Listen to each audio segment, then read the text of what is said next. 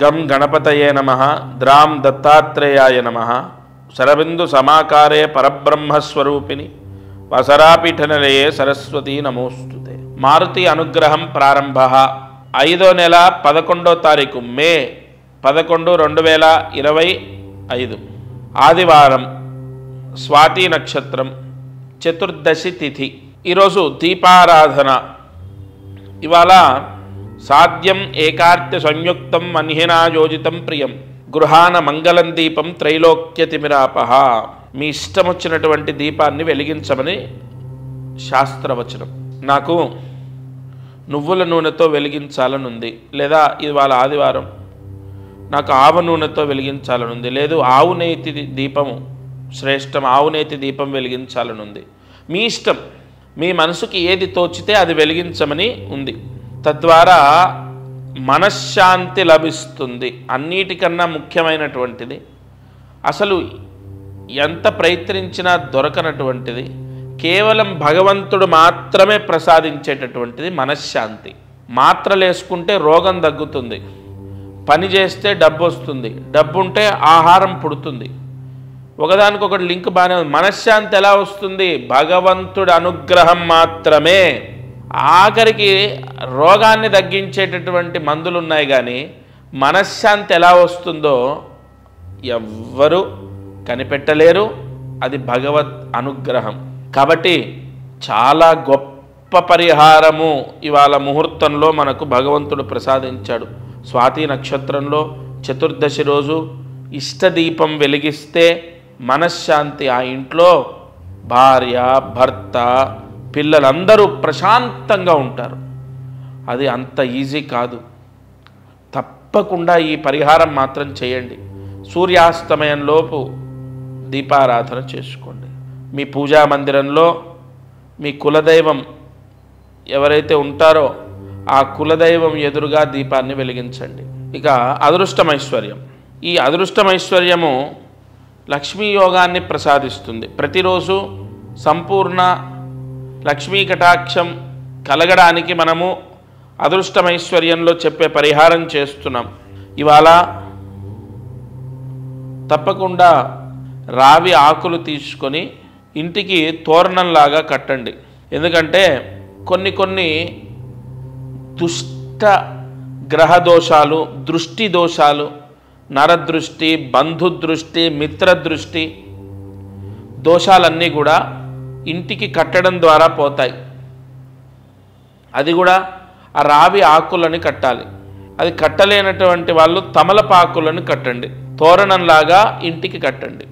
సూర్యాస్తమయంలోపు కట్టండి. భార్య కానీ భర్త కానీ కట్టొచ్చు, పిల్లల చేత కట్టించవచ్చు.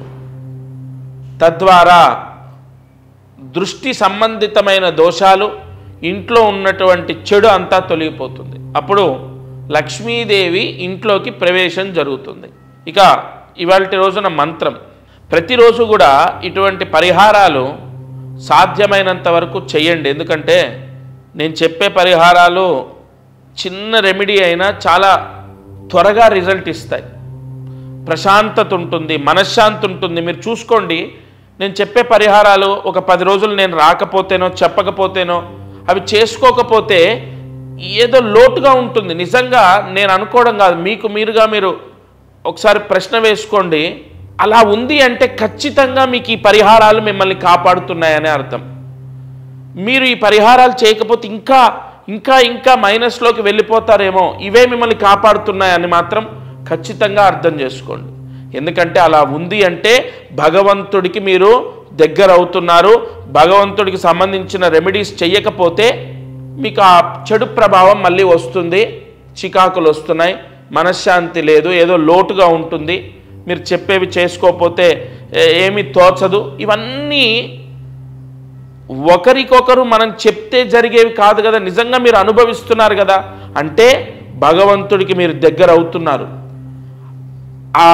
ఏదైనా ఒక రోజు నేను రాకపోతేనో చెప్పకపోతేనో మళ్ళీ చెడు అనేది మనకు ఎంటర్ అవ్వడం ద్వారా ఆ మనసు వికలమైపోతుంది. అందుకే నేను చెప్పొచ్చేది ఏంటంటే సాధ్యమైనంత వరకు నేను చెప్పిన పరిహారాలు చేసుకోండి. ఇవి చాలా నక్షత్రానికి సంబంధించి తిథి ఈరోజు చతుర్దశి అందులో ఆదివారం, స్వాతి నక్షత్రం ఇవన్నీ చూసుకొని ముహూర్తాన్ని బట్టి నేను చెప్తాను. సరే, ఇవాళ మంత్రం జాగ్రత్తగా రాసుకోండి. ఓం ద్రాం దత్తాత్రేయాయ నమః. ఓం ద్రాం దత్తాత్రేయాయ నమః. ఓం ద్రాం దత్తాత్రేయాయ నమః. నా స్వామి మంత్రం ఇచ్చాను మీకు ఇవాళ. ఎందుకంటే ఈ రాహుగ్రహము కంట్రోల్లో ఉండదు. స్వాతి నక్షత్రానికి అధిపతి రాహు. ఆ కంట్రోల్లో ఉండనటువంటి గ్రహం అనేక దుష్ఫలితాలను ఇస్తూ ఉంటుంది. చెడు వ్యసనాలకు, చెడు అలవాట్లకు మీ పిల్లలు లేదా మీ భర్త ఎవరైనా చెడు వ్యసనాల్లో ఉన్నారు, చెప్పిన మాట వినరు, దేవుడు అంటే నమ్మకం లేదు, లేదా బాగా తాగుతుంటారు, లేదా ఈ ఆన్లైన్ బెట్టింగ్లకు లేదా రకరకాల చెడు అలవాట్లకు గురయ్యారు, చాలా చెడిపోతున్నారు, వాళ్ళు ఆ మాయలో నుంచి బయటకు రావాలి అంటే నా దత్తాత్రేయుడి మంత్రమే శరణాగతి.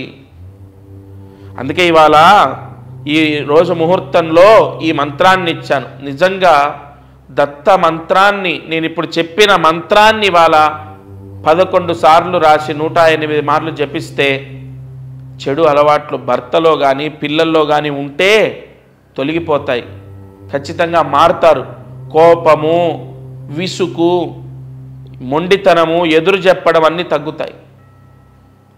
ఈ మంత్రం చేసుకోండి. ఇది వాళ్ళ మారుతి అనుగ్రహం కార్యక్రమం. దత్తార్పణమస్తు. అందరికీ నమస్కారం.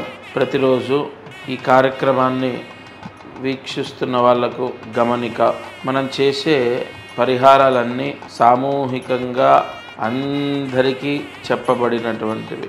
ఇక్కడ ఒక విషయాన్ని మీరు గ్రహించాలి. మానవ జన్మ, నేను కానీ మీరు కానీ ఎవరు జన్మనెత్తినా ఒక కర్మదోషంతోనే పుడతాం. ఆ కర్మదోషము విముక్తయ్యి మనకు అనేక కష్టాలు పోవాలంటే జాతకమే దానికి బలమైన ఆధారం. కావున ఎవరైతే ఈ ఛానల్ చూస్తున్నారో వాళ్ళకు విపరీతంగా, అంటే ఈ ఛానల్ చూడండి, దీంట్లో చెప్పిన పరిహారాలు చేయండి, ఓకే, అయినా కూడా మీ కష్టాలు తొలగలేదు, లేదా విపరీతంగా కష్టాలున్నాయి, ఇంట్లో సమస్యలు ఉన్నాయి, అమ్మాయి విషయంలో, అబ్బాయి విషయం, ఇలా అనేక విషయాల్లో సమస్యలు ఉన్నాయి అన్నప్పుడు తప్పకుండా మీ జాతకాన్ని పరిశీలింప చేయించండి. ఈ భూమండలం పైన జన్మించిన ప్రతి ఒక్కరూ వారి జాతకాన్ని చూయిస్తారు చాలా వరకు. అంటే ఇక నమ్మకాలు లేని వాళ్ళు తప్ప. జాతకం చూస్తే అనేక విషయాలు మనకు తెలుస్తాయి. మీరు కింద కనపడుతున్న నెంబర్కి కాల్ చేసి మీ జాతక వివరాలు ఇవ్వండి. తప్పకుండా నేరుగా నేనే స్వయంగా మీతో మాట్లాడతాను. జై గురు దత్తాత్రేయ.